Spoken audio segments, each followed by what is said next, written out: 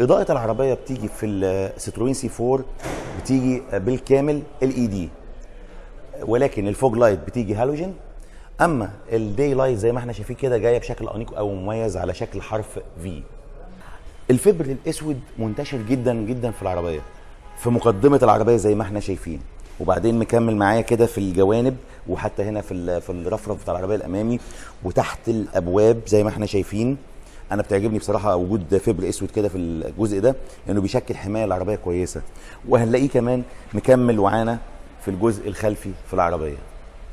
هنلاقي كمان ان تطعيمات اللون الاسود اللامع منتشر جدا في العربيه، فهنلاقي بس طبعا انا مش قادر اوريكم هنا البيانو بلاك او التطعيمات الاسود اللي هنا ما بين الابواب، لان في ستيكرز هنا تطعيمات اسود لامع او بيانو بلاك هنا.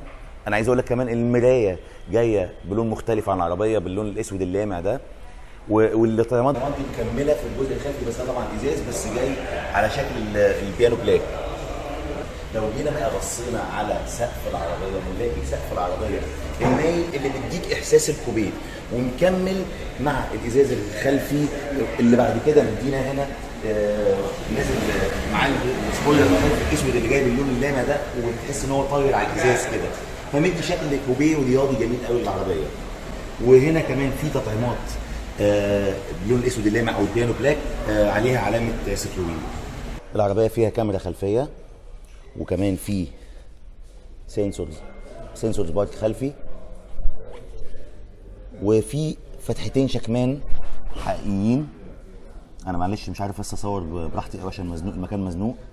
ومحاطين هنا بالديفيوزر اللي حواليه باللون الاسود اللامع.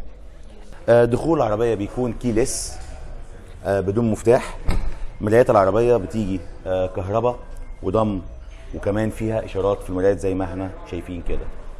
لو جينا بقى نبص على الطول الكلي للعربيه هنلاقي ان العربيه 4 متر 36، عرض العربيه متر 83، الارتفاع الكلي للعربيه متر 53، ارتفاع العتب 15 سم ونص، طول قاعده العجلات 2 متر 67، مقاس الجنود 17 بوصه 215 على 60، والجنط بيجي هنا 2 تونز.